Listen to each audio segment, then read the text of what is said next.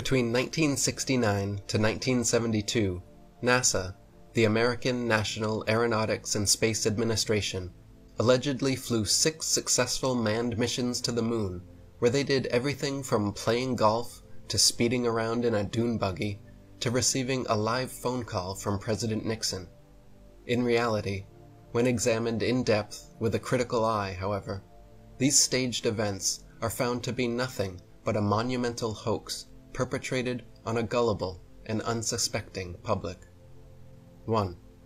To begin with, the moon itself is simply a luminary, a non-physical light in the sky, and not a spherical terra firma planetoid as maintained by NASA and modern astronomy. On clear days, you can see for yourself, during a waxing or waning cycle, the blue sky through the moon. On clear nights, during a waxing or waning cycle, it is possible to see stars directly through the surface of the moon. And during each new moon, the moon completely disappears from view and remains invisible for that one day per month. Even members of the Royal Astronomical Society have time and again recorded their confusion at being able to see stars directly through the moon. For example, Sir James South of the Royal Observatory in Kensington wrote that, quote, "On my first looking into the telescope, a star of about the 7th magnitude was some minutes of a degree distant from the moon's dark limb.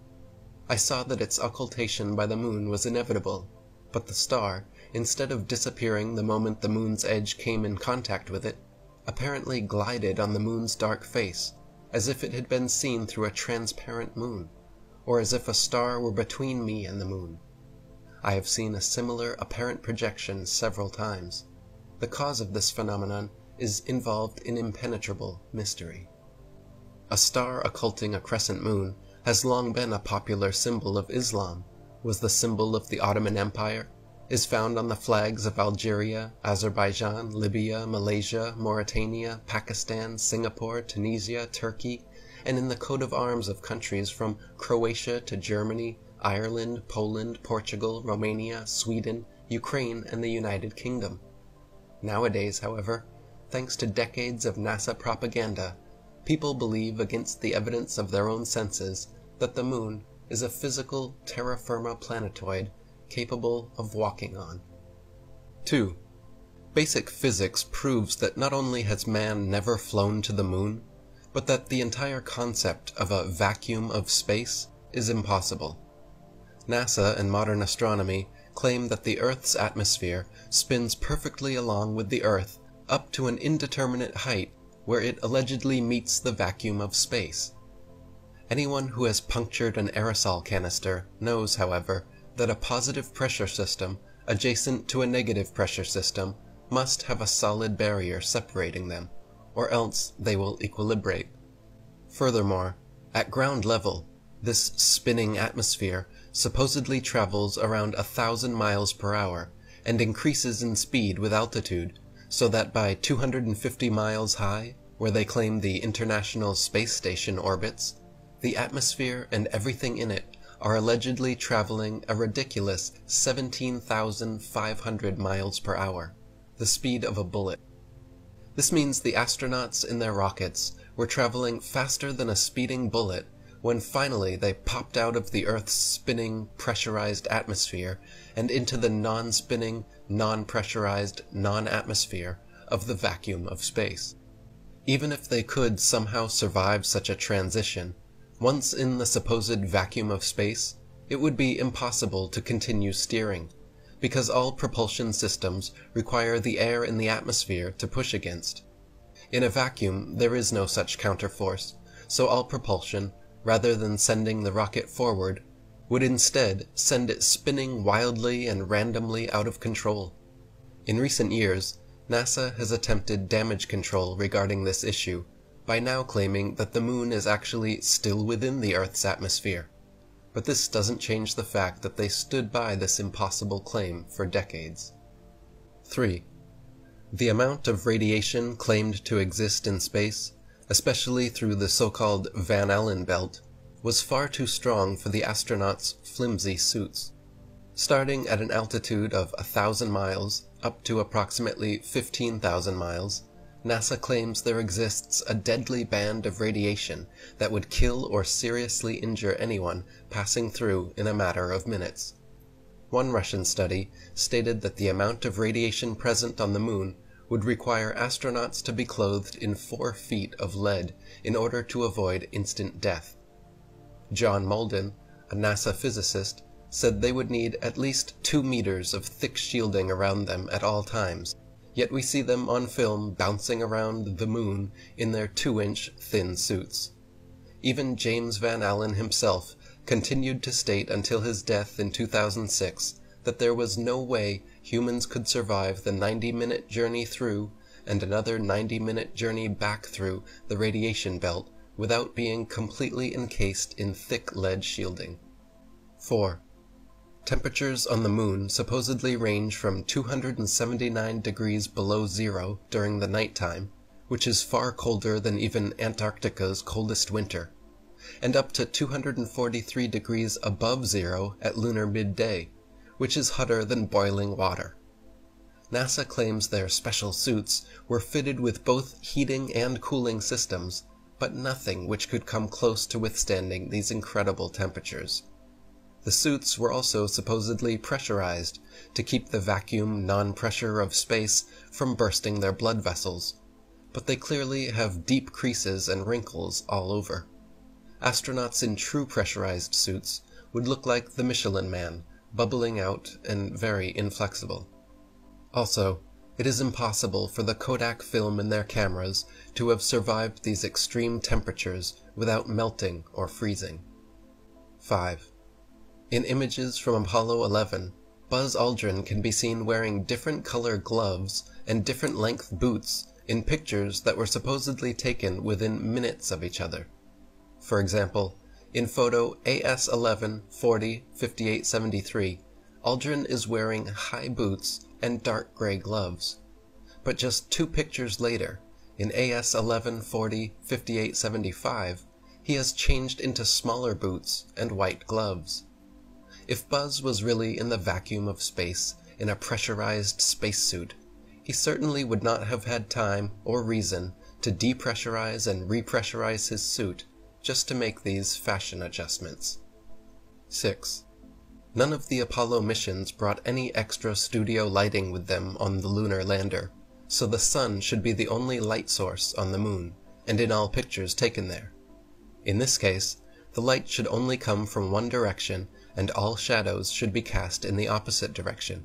However, in dozens of official NASA photos, there are shadows being cast in up to 3 directions simultaneously, often at up to 90-degree angles, which can only be the result of multiple light sources not present on the moon.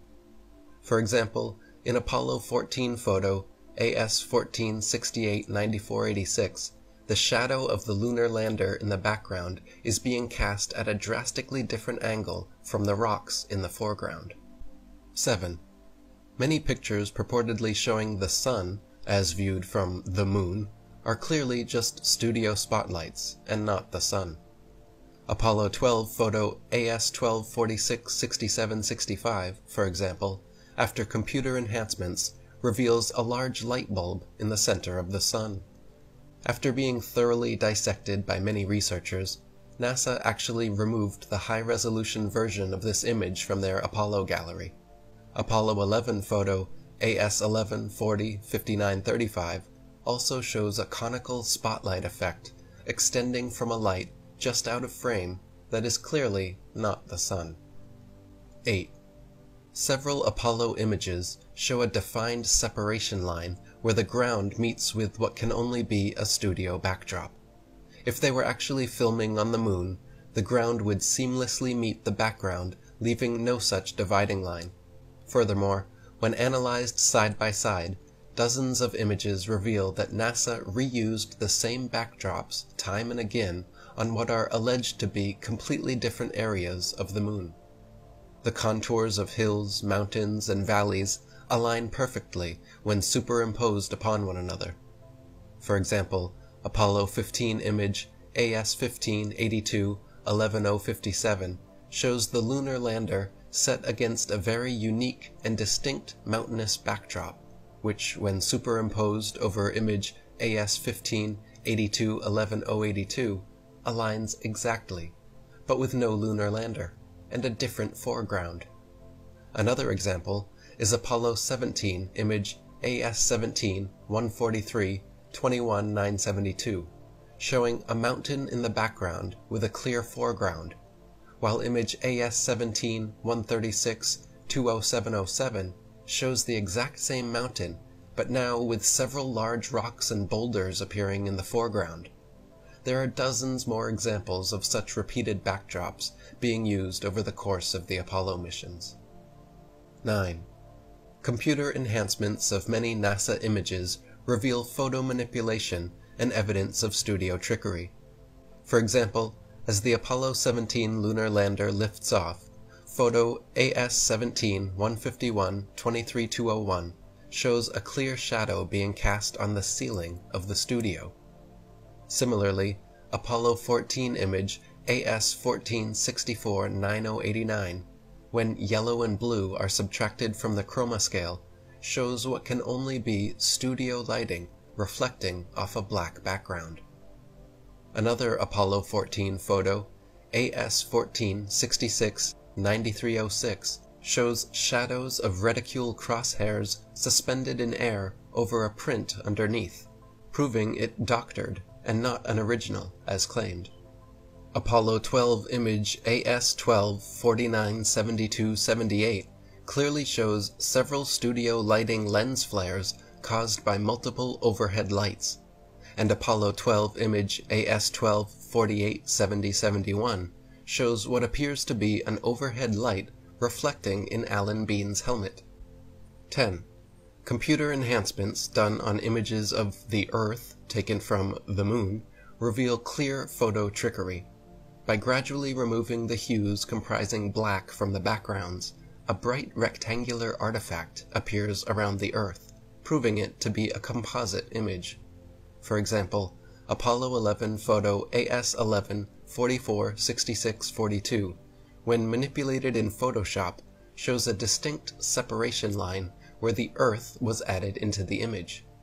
Another example is Apollo 17 image AS-17-134-20-471, which, when enhanced and edited, shows an unmistakable rectangular artifact around the Earth, proving it to be another doctored composite photograph.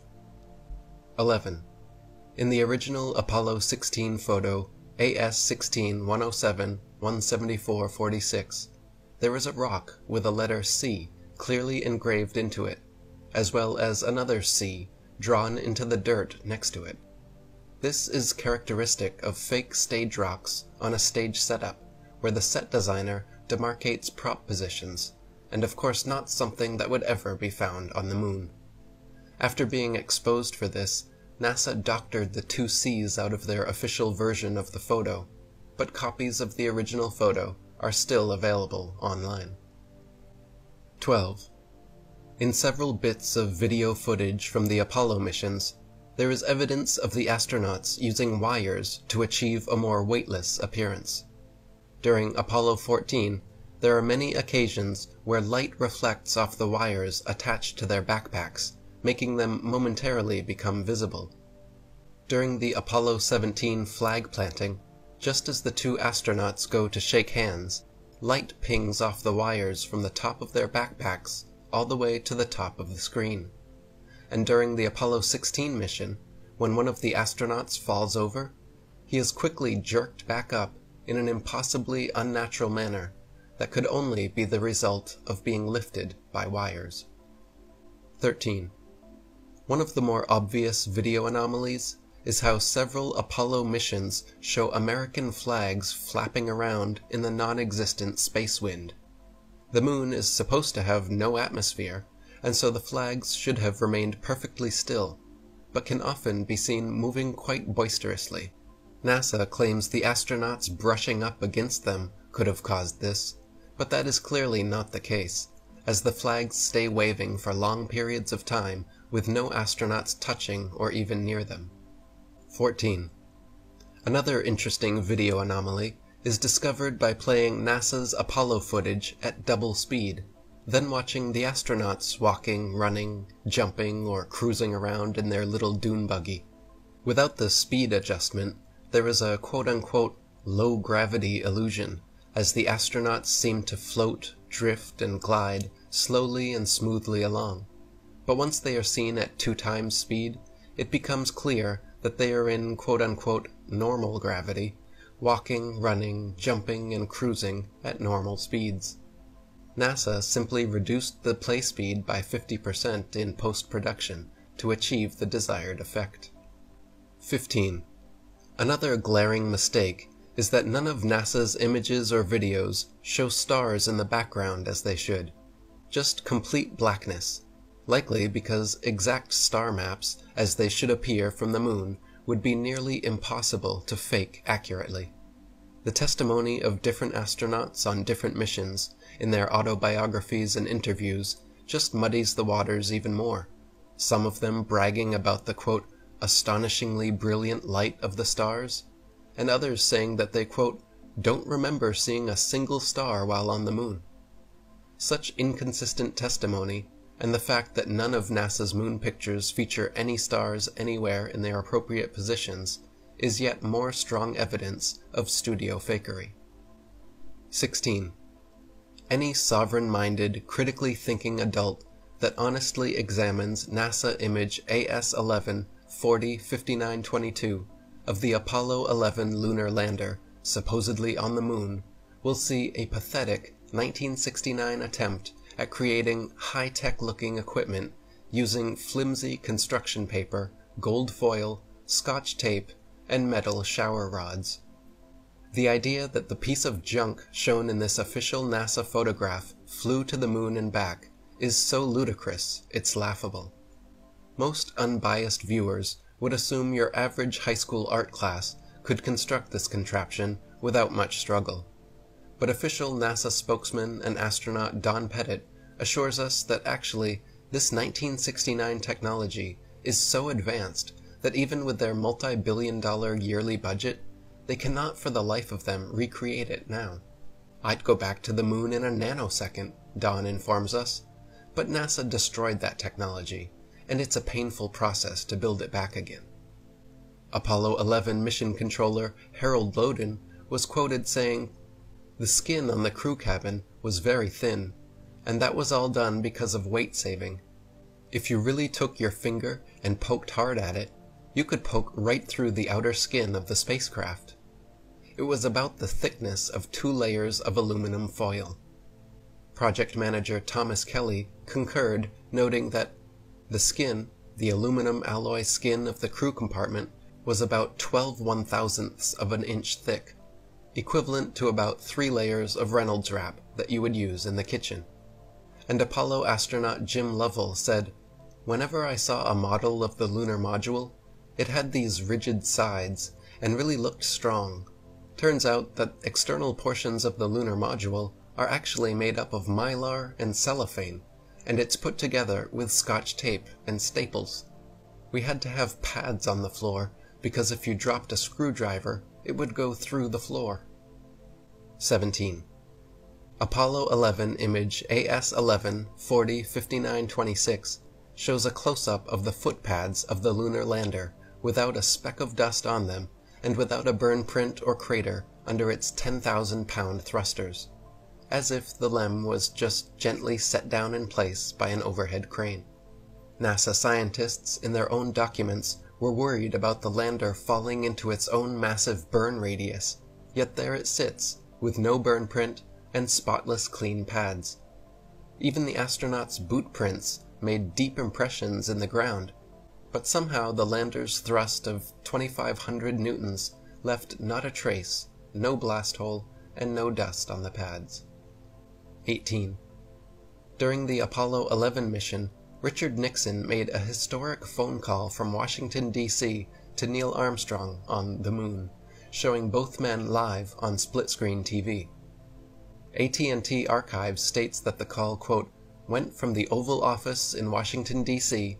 to Houston, where it was routed into space via mission control through the capsule communicator. Even with today's far superior telecommunications technology, and at far shorter distances, there is a necessary delay, at least a few seconds in both directions. Yet when Nixon and Armstrong spoke, there was no discernible delay whatsoever. 19. Another solid proof of NASA's lies came with examination of the many supposed moon rocks given to museums the world over by Neil Armstrong and Buzz Aldrin. Shortly after Apollo 11, private investigator Paul Jacobs reported asking the U.S. Department of Geology head whether he had examined the moon rocks and if he could verify their authenticity, to which the geologist simply laughed and insinuated that people high in the U.S. government knew all about the cover-up. More recently, in 2009, curators at Amsterdam's Rijksmuseum investigated their moon rock personally given to them by Armstrong and Aldrin in 1969, only to find that it was actually just a worthless piece of petrified wood from Earth. 20.